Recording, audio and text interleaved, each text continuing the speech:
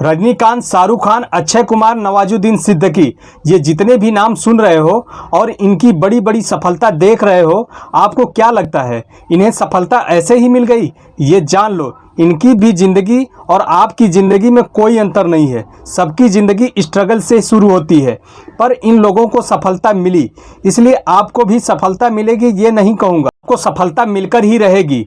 इस वीडियो को पूरा देखना, लास्ट में मोटिवेशन की आग न लग जाए तो कहना आप क्या से क्या बन सकते हो, ये देख लो। एक बार इन सब की कहानी से अपने आप को जोड़ करके देखना, ऐसी मोटिवेशन मिलेगी। आपको स्टार बनने से या जो आप चाहते हो वो बनने से कोई रोक नहीं सकता। बस कंडक्टर से सुपरस्टार रजनीकांत। आज रजनीकांत को कौन नहीं जानता। अपने हम्बलनेस और सक्सेस से जाने वाले रजनीकांत की ज़िंदगी हमेशा से ऐसी नहीं थी।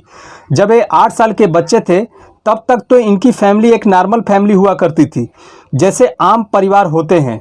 उनके फादर एक पुलिस कांस्टेबल थे और उनकी माता एक हाउसवाइफ। सब कुछ ठीक चल रहा था, लेकिन जब वे 9 साल के हुए तब बदकिस्मती से उनकी मां का देहांत हो गया। इन्होंने नॉर्मली अपने स्कूल की पढ़ाई पूरी की, उसके बाद इनकी स्ट्रगल शुरू हुई। रजनीकांत भी एक समय में ऐसा लड़का था जो अपने परिवार के आमदनी में हाथ बटाने के लिए अलग अलग काम करना शुरू कर दिए। कोई अच्छी जॉब न मिलने के कारण बहुत ही कम सैलरी वाली जॉब करनी पड़ी। आपको बिलीव नहीं होगा, गार्ड माने जाने वाले रजनीकांत को कूली का जॉब करना पड़ा था। मतलब रजनीकांत स्टार एक समय रेलवे स्टेशन पर लोगों के सामान उठाया करते थे। अब सोचो, जिस बंदे का रजनीकांत सामान उठाए होंगे वो बंदा कितना लकी होगा। कूली के जॉब से इनकी आमदनी कुछ खास नहीं हो रही थी, इसलिए इन्होंने कारपेंटरी का जॉब भी शुरू कर दिया।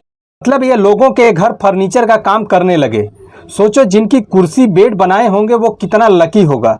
इन दोनों कामों से इनकी कुछ अच्छी आमदनी नहीं हो रही थी, जिससे ये अच्छी ज़िंदगी जी सकें। सुपरस्टार की फैमिली को देखकर हमारे मन में बड़े बड़े ख्याल आते हैं कि बचपन से ही इनकी लाइफ कितनी चमकीली होती है।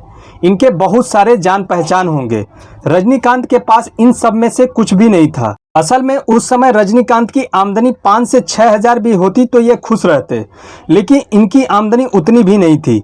बहुत जगह इन्होंने धक्का खाया। आखिर में इन्हें बहुत मुश्किलों के बाद BTS यानी बेंगलोर ट्रांसपोर्ट सर्विस में जॉब मिल गई और ये बस कंडक्टर बन गए। बस कंडक्टर बनना इनके लिए एक बड़ी सफलता थी कि कूली और कारपेंटर की अपेक्षा इनकी ज़्यादा आमदनी होती थी। लेकिन कहते हैं ना, किसी के अंदर के टैलेंट को आखिर कब तक छुपा सकते हैं।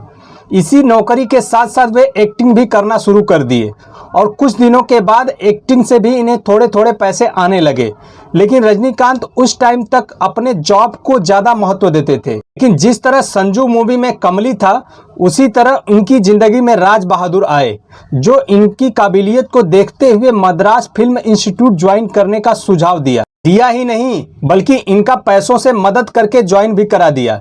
इसके बाद मद्रास इंस्टीट्यूट में जो हुआ वो उनकी लाइफ बदलने वाली थी।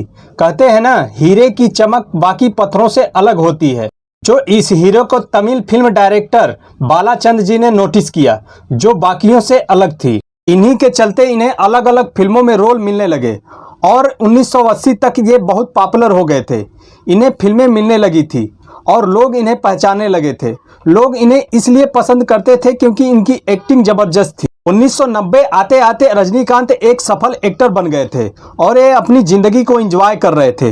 लेकिन 2000 के बाद इनकी बहुत सारी मूवियां फ्लॉप हुई और इन्हें करोड़ों का लॉस हुआ। लेकिन इतने लॉस होने के बाद भी इन्होंने हार नहीं मानी। उसके बाद 2007 में शिवाजी मूवी रिलीज हुई। इस मूवी से भी इन्हें ज़्यादा उम्मीद नहीं थी, लेकिन इस मूवी ने कमाल कर दिया, धोती फाड़कर रुमाल कर दिया। इस मूवी से इन्हें बहुत लोकप्रियता मिली। इन्हें 26 करोड़ रुपए का पेमेंट भी मिला। उस समय ये सबसे हाईएस्ट पेड एक्टर में शामिल हो गए। उसके बाद 2010 में रोबोट फिल्म रिलीज किए, जिसने धूम मचा कर रख दी। इससे इन्हें 45 करोड़ रुपए की पेमेंट मिली। कहानी से मैं आपको ये बताना चाहता हूँ कि यदि आपने कुछ करने की ठान ली तो दुनिया की कोई भी ताकत आपको सक्सेस होने से रोक नहीं सकती है। इसलिए अपने काम पे फोकस रहिए, दुनिया का मत सुनिए।